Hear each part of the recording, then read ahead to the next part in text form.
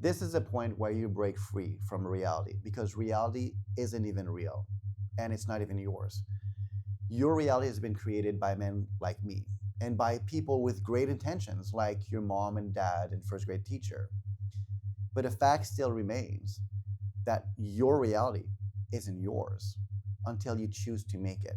So I haven't met a lot of people that are truly ready to break free. But whenever I do, they all share similar qualities. They are extremely curious and they have a desire to close the loop, to understand how this world actually works, but understand with a deep understanding. And if you're part of that group, watch until the end because I'm going to show you how to break free permanently. I wasn't really going to say this initially, but I think it's going to add a lot of value.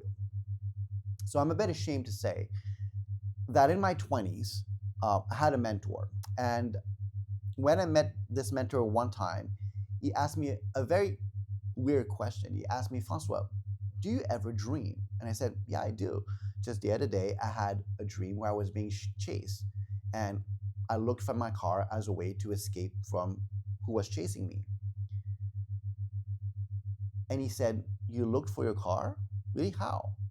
Well, I looked for my car with my eyes, right? I was just looking around. And he said, your eyes? Really? And he just looked at me for the longest time. And I just felt dumber and dumber and dumber as he was staring me down.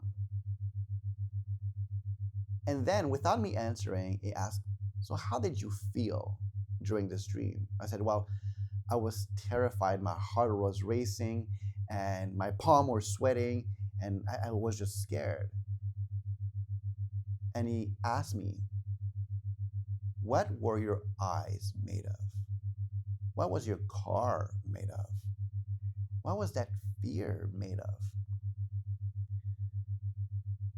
And this is when my ego got hit really, really bad. And I had no choice but to admit this. I said, the car is made of my mind. The eyes are made of my mind. My body, my fear is made of my mind. It's all in my mind. And it took me a long time to really integrate this within myself. But then I forgot about it. And this is why I'm quite ashamed of myself. I forgot about it and I just got reminded of this moment in my life about 2-3 weeks ago. And this is what inspired this particular video right now. Because once you start seeing your reality from that perspective, from the perspective that it's all in your mind, everything changes. So let me show you why this simulation, this dream, isn't real and how you can make it obey your own command, your own desires. By the way, if you want to know how our reality as a collective reality has been created, I have a fantastic video on this that shows you how very, very powerful men with their intention decided to use very similar techniques I'm going to teach you in this video to engineer global markets, global reality, and to engineer what we see and experience every day of our lives. But in this video, I'm not going to teach you how to engineer global markets, global realities, but how to control your own universe, control your own belief, your own thoughts, so that you can realize your desired outcomes. So there's only two ways that reality gets created. There's external stimuli. So there's a camera in front of me. I see people walking by. There's fire. There's a table. I see all of these things. I hear people speak. So there's external stimuli. And then there's internal stimuli. So this is me thinking about food. And because I'm thinking about food, I become hungry. Now, what glues these two ways of creating reality is what's called bias. We have personal bias as well as global biases. And when you control biases, you control reality itself. You control your desires, your outcome, your output. Allow me to sidetrack for a moment here. There's over 30 different cultural groups in the world that have these traditions of putting their hands in the fire, grabbing hot coal, or literally putting hot iron on their bodies. And what's interesting here is that scientists from across the world have been to these cultural groups, have been to these tribes and observed them. They tape them. National Geographic have been to many of these tribes.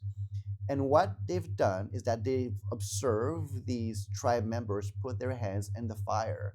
And when they take their hands out of the fire for 2 or 3 minutes, they see the hand as zero burn marks and it's actually cool to the touch. Let me say this again. So these people put their hand or a whole body in the fire for 1, 2, 3 minutes. They come out of the fire with zero burn mark and their skin is cool to the touch. Now, why is that? It is because they have decided that in their reality, fire doesn't burn themselves. And let me explain how it's actually created. So, from the moment kids are born within these tribes, they see mom, dad, uncle, aunt, grandpa, grandma going and putting their hands in the fire. So they have thousands and thousands of imprints of seeing people doing these actions and not getting hurt. But they also see people cooking and making fire, and that fire can be destructive. So they have two beliefs: fire can hurt me, and I can walk through fire without being hurt. And so there needs to be a training that happens as these people grow up, as these kids grow up, to bypass this resistance. Now let's imagine that these kids grew up in a society where fire was never used in a destructive way, where fire was never harmful. So all they saw was people putting their hands in fire, doing these rituals, and using fire as a tool that never burned, never hurt anyone. These kids would grow up to believe and to know that fire is safe. They would grow up to put their hands in fire, grab the hot coal, and have zero feelings. But introduce 2 or 3 moments of doubt where somebody gets burned or gets hurt. And then some of the kids would not care, but some of the kids would start having doubt and getting scared. And other kids would see these kids getting scared, and it would create almost a viral effect of fear within the tribe.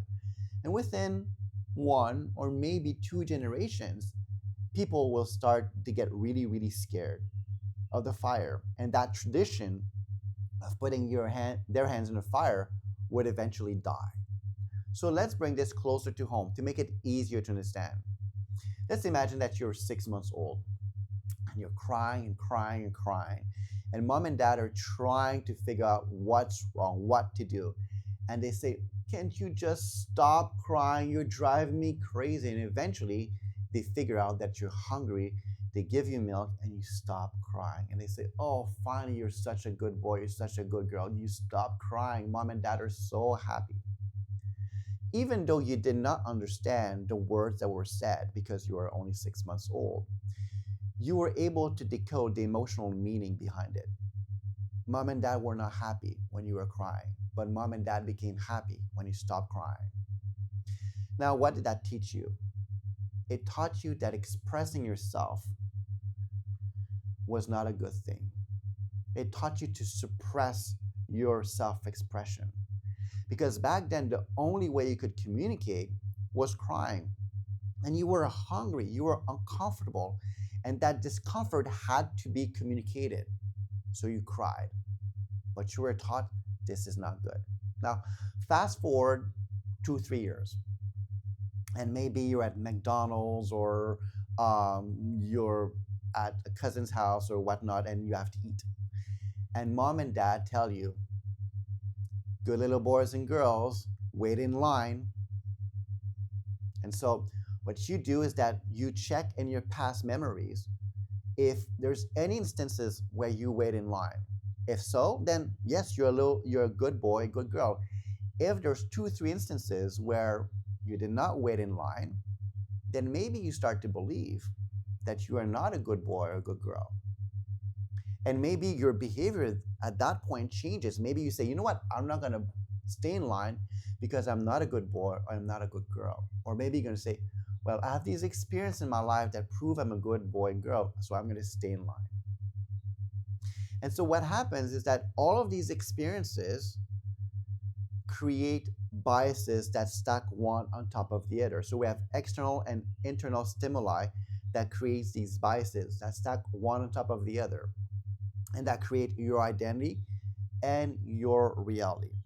So to take control of your reality, of this simulation, you need to reverse engineer the process. And there's 4 steps to do so. Step number 1 is that you need to decide what you want to work on. So just like learning how to cook, you don't start by doing a 5-course meal. You start with the basis. And here I want you to start small. Select an area of your life that has an impact on your life, but that is not too big. You can see the impact it has, but once again, it is relatively small. Now, step number 2 is decide what you want this area of your life to look like. Decide the flavors here. Decide what kind of spices you like. Step number 3 is to create the bias. And here what you need to do is that you need to go through life every single day, every single moment of your life. You need to reframe the experiences in a way that suits your desired reality. But here's the key. You need to do so with 0 attachment to the outcome. That is the key. If you have attachment to the outcome, it basically poisons the entire recipe and you have to start all over again. If you want to know how to detach from your desires, the best and most effective way to do so, I have a video exactly on how to do this, and you can check it out down below. Now, step number 4 is simply to rinse and repeat so that it saturates your conscious and unconscious mind. So now let's start everything with a real life example. About 3 years ago, I got into a massive car accident where I broke my leg in 6 different places. Broke my nose, broke my shoulder. My little son almost lost his legs. We stayed in the hospital for 8 months on the hospital bed. And here's the key. Within the first hour of me having this accident, I told myself, I'm the luckiest person in the world. I'm the luckiest person in the world. I don't know how, but something fantastic will come out of this accident. I have no clue how, but something fantastic will come out of this accident. And when the doctors came and gave me my pain medicine, which was a godsend, I said, I'm the luckiest person in the world. I have the best doctors. I could have been in the room next to mine where they have terrible doctors and where there's a terrible roommate, but I'm in this room with a great roommate and with the best doctor. And here's what happened. During this accident, me and my wife couldn't work. We had a TikTok channel, a really small TikTok channel in China. But during this accident and up to now, our views grew up by over 320 million views from the accident to now. Because of the accident, we were able to attract advertisers. And because we were able to attract advertisers, we were able to make money while we were in the hospital. Because I was telling myself every single day that I'm the luckiest person in this world, we got friends and families and even strangers giving us money, helping pay my medical bill and the medical bill of my son. Because I told myself I'm the luckiest person in the world, I was able to go back home. I hadn't been back home in over 6 years. But after I finished the hospital stay, I was able to go back home for about a year and spend time with my family. All of this was possible because I reframed this event in my life as me being the luckiest person in the world. If you want to dig deep into how you can control your own reality, my contact information is down below. So reach out and I'll see you in the next video. Cheers and bye for now.